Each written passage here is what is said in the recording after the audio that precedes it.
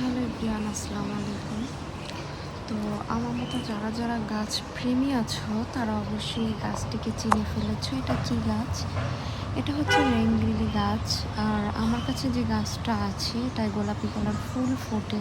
তো ফুল ফুটলে অবশ্যই আমি ভিডিও দিব আপনাদেরকে। তো অনেকের প্রশ্ন যে আমি এটা কি করছি, তাই না?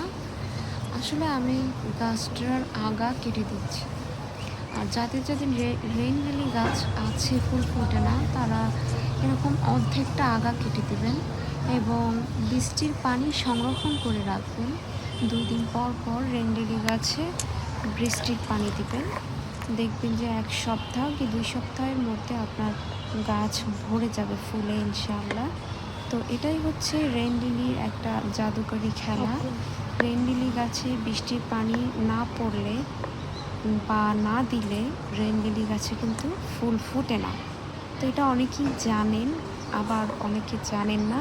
তো যারা জানেন না তারা এই ভিডিওটা দেখার পরে অবশ্যই চেষ্টা করবেন কেটে দেওয়ার।